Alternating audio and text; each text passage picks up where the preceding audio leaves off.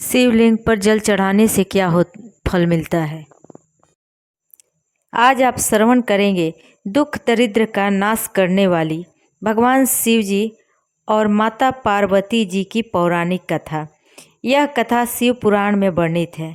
शिव पुराण में कहा गया है, जो भी भक्त इस कथा को शांत मन से भक्ति भाव से सुनता है तो उसके जन्मों की दुख दरिद्रता समाप्त हो जाती है, निर्धन धनवान हो जाते हैं, रोगी रोग मुक्त हो जाते हैं, भाग्य का द्वार खुलता है।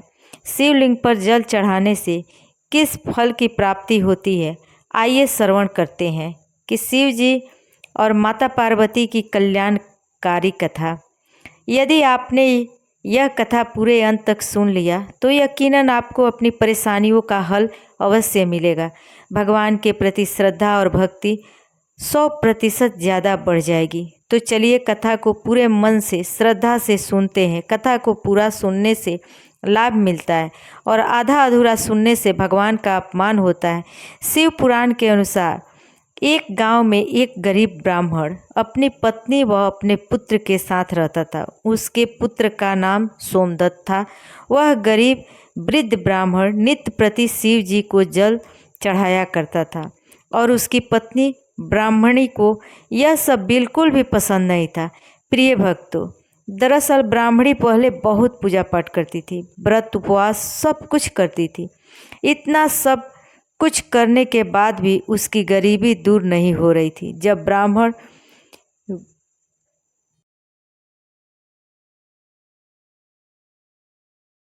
जवान था तो कहीं से कथा सुनाकर पूजा पाठ करके दक्षिणा लाता तो उसी से उसका गुजारा होता था। फिर भी ब्राह्मणी इस आस में पूजा पाठ करती थी, कभी ना कभी उसकी गरीबी दूर होगी, किंतु उसकी पूजा पाठ का कोई फल नहीं मिला।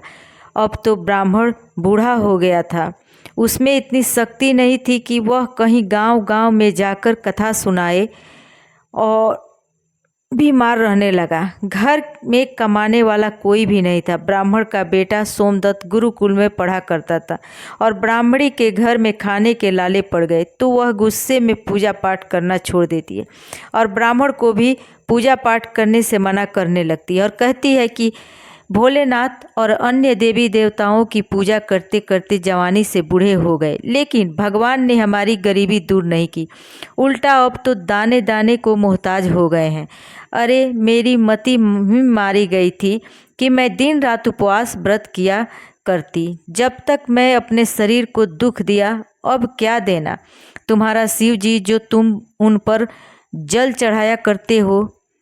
प्रिय श्रोताओं, ब्राह्मणी की बातों को सुनकर ब्राह्मण कुछ नहीं कहता था। उसे तो अपने आराध्य भोलेनाथ को पूरा विश्वास था और ब्राह्मण का बेटा अपनी शिक्षा पूरी करके गुरुकुल से वापस अपने घर आ गया और अपनी माता पिता की सेवा करने लगा। एक दिन की बात है, सोमदत्त शिव मंदिर में अपने पिता के साथ पूजा पाठ कर रहा था और वहीं पर शिव दूतों की कथा सुनने लगा और कहता है कि जो भक्त भगवान शिव की कथा को सुनते हैं उनके मन में जो इच्छा रहती है भोलेनाथ उनकी मनोकामना अवश्य पूरी करते हैं। प्रिय श्रोताओं, सोमदत्त की यह बातें सुन मंदिर में पूजा करने आए इस राज्य के राजा ने सुन लिया और उसे यह बात बहुत अच्छी लगी और उसने सोमदत्त को अपने यहाँ राजकुमारी को कथा सुनने के लिए नौकरी पर रख लिया। अब सोमदत्त प्रति दिन राजा की लड़की को कथा सुनाने जाया करता था। वहाँ से दक्षिणा में जो भी मिलता उसी में ही वह अपने परिवार का पालन पोषण करने लगा। इस पर भी ब्राह्मणी खुश नहीं थी। उसने कहा, मुझे अपने बच्चों की भविष्य की चिंता है। हमारा जीवन तो जैसे तैसे कट गया, लेकिन मेरे पुत्र का जीवन अभी बाकी है। हमारे मरने के बाद उसका क्या होगा। हमारी भक्ति पूजा पाठ का फल लगता है कभी नहीं मिलेगा। क्या भोलेनाथ को मेरा दुख दिखाई नहीं देता। मेरा पुत्र राजा के घर से जो कुछ भी लेकर आता है माना कि उसे हमारे पूरे परिवार का पेट भर जाता है, किंतु और भी आवश्यकता है, कैसे पूरी होगी। ईश्वर ने अपनी आंखें बंद क्यों कर रखी है। क्या मेरी तरह ही गरीबी में रहना होगा। ब्राह्मण और ब्राह्मणी की ये करुणा जब माता पार्वती ने सुना तो उन्होंने शिव जी से कहा, हे देव, हे महेश्वर, आप सर्वज्ञ हैं, आप क्यों इन दोनों की परीक्षा ले रहे हैं? प्रभु, ब्राह्मण आपका परम भक्त है, अब आप उसके दुख का नाश करें। प्रभु, अन्यथा यह ब्राह्मण कहीं आपकी पूजा करना बंद न कर दे, कहीं उसके मन में आपके प्रति विश्वास समाप्त न हो जाए। माता पार्वती की बात सुनकर भोलेनाथ ने कहा, हे देवी, आप चिंता ना करें, मैंने उनके भाग्य उदय का बीज तो पहले ही बो दिया है। अब हम दोनों के साथ में लक्ष्मी जी विष्णु जी को लेकर इस ब्राह्मण के घर जाने का समय आ गया है।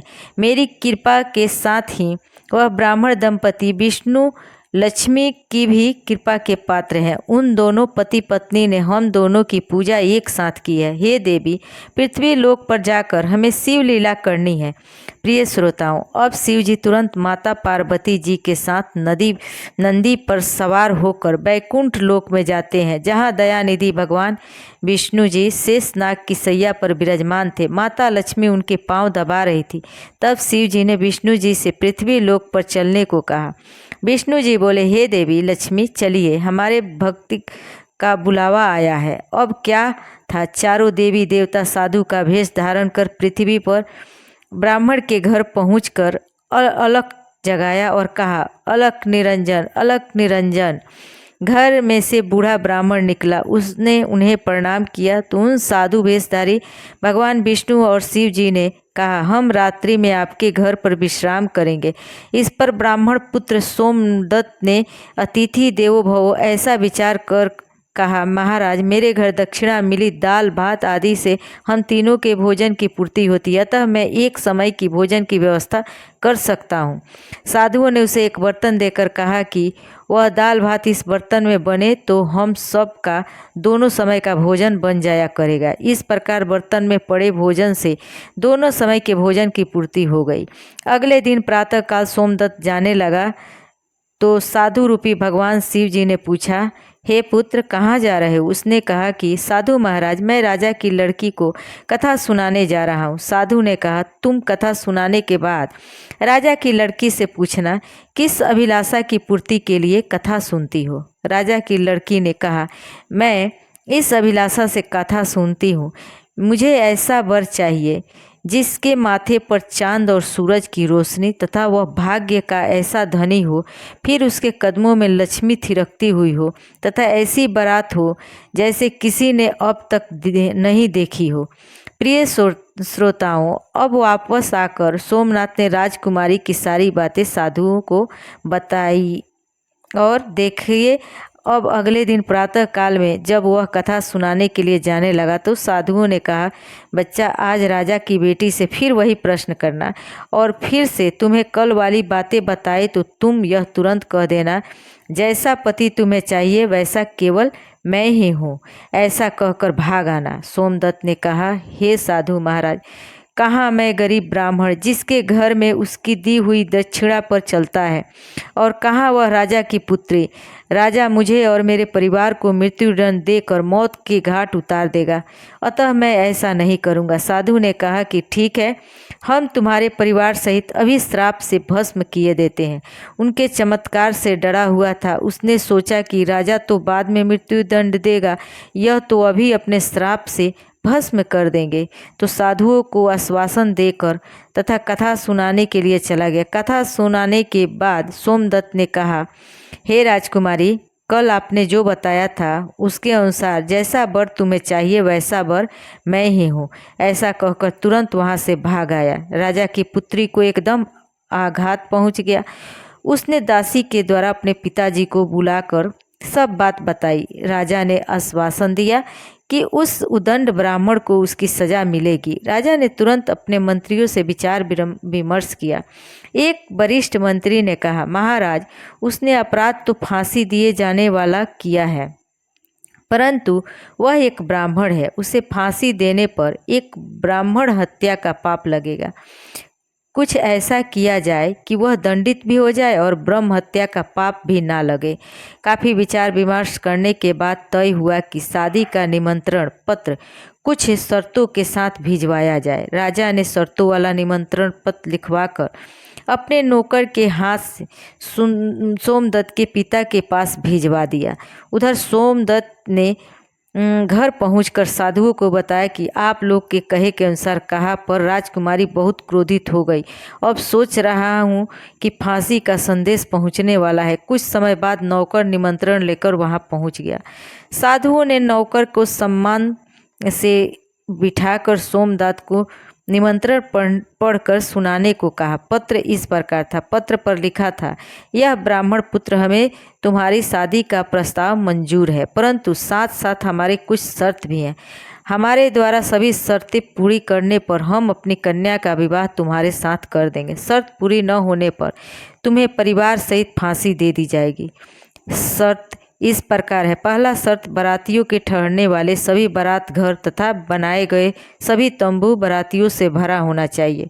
कोई भी तंबू खाली नहीं रहना चाहिए। दूसरा शर्त, बाराती का अतिथि सत्कार में बनाई गई सभी खाद्य सामग्री खपत होनी चाहिए, कुछ भी बचना नहीं चाहिए। तीसरी शर्त, ऐसी अद्भुत पूरा होना चाहिए जिसकी प्रशंसा हर व्यक्ति के जबान पर हो। आज तक ऐसा बारात हम लोगों ने नहीं देखा है, ना ऐसा कोई बारात आया था, ना आगे ऐसा बारात आएगा। ऐसा हो नहीं तो बारात में आने वाले सभी बारातियों को फांसी दे दी जाएगी। पत्र पढ़कर सोमदत्त सर पकड़ लिया। तुम डरो नहीं। नौकर को भोजन खिलाकर पत्र का उत्तर देकर विदा करो और पत्र में लिखो कि आप विवाह की तैयारी करें। नौकर को दाल भात परोसा गया। नौकर की थाली में चमत्कार से 36 प्रकार के भोजन बन गया। विदाई में साधु ने जो मुट्ठी भर राख दिया था, वह राख नौकर जब बाहर आकर देखा तो हीरे मोती का हो गया, क्योंकि भगवान विष्णु जी और भोलेनाथ शिव भेष बदलकर साधु के रूप में उस ब्राह्मण के घर रहते थे। वह बहुत खुश हुआ। राजा ने सकारात्मक उत्तर प्राप्त होने पर विचार किया कि वह गरीब ब्राह्मण किसके भरोसे ऐसा कर रहा है। क्या कोई दुश्मन राजा उसका साथ दे रहा है? यही सोचकर राजा ने शहर की तमाम बारात घर और अनेक उत्तम लगवा दिए। राजा का विश्वास था कि अधिक आदमी ना आने के कारण वह शर्त हार जाएगा। अपनी बारात में चलने के लिए जिसे भी कहता, वही उसे यह कहकर मना कर देता कि नहीं, तुम्हारा तो अंतिम समय आ गया। ऐसी बात सुनकर वह बहुत ही परेशान था। शादी वाले दिन सोमदत्त को परेशान देखकर साधुओं ने कहा, पुत्र, आज तुम्हारा विवाह है और तू परेशान हो तैयार होकर हमारे साथ किसी भी बात की चिंता मत करो। हम तुम्हारे साथ, भाग्य में जो लिखा है वही होगा। यही सोचकर तैयार होकर साधुओं के साथ जल्दी से सभी देवताओं मनुष्य के रूप में आमंत्रित कर दिया और भूत प्रेत हुआ अनेक बड़ों की शादी में बुला लिया। इसके कारण सभी बारात घर में लगाए गए सभी तंबू भर गए। उसके बाद कुछ बाराती बिना तंबू के रह गए। राजा के पास सूचना भिजवाई गई थी ठहरने का और प्रबंध कराया जाए। सूचना मिलने पर राजा ने विचार किया, चल कर देखना चाहिए कौन आया है। राजा को देखकर शिव जी ने शुक्र शनि जी को बच्चों के रूप में बना करके रुला दिया। राजा ने 2 बच्चों को रोकते हुए देखकर पूछा कि यह बच्चे क्यों रो रहे हैं? इन्हें भूख लगी है राजा। उन बच्चों को खाना खिलाने के लिए कुछ समय बाद राजा के कर्मचारियों ने आकर बताया कि महाराज, वे दोनों बच्चे तो सारा खाना खा गए हैं और फिर भी भूख भूख चिल्ला रहे हैं। ऐसा सुनकर राजा बहुत परेशान हुआ। उसने अपने घमंड त्याग कर साधुओं के सामने एक बात को कहा, अब सब कुछ ठीक हो जाएगा। शाम के समय उसे सोमदत्त रथ में बिठाया गया। वर के आगे एक प्रकार के बाजे नगाड़े वाले नाच रहे थे। दूल्हे के मस्तक पर चांद और सूरज से सजाया गया। बाराती हाथ में मुद्राएं लेकर एक दूसरे पर न्यौछावर करके इधर उधर उड़ा रहे थे।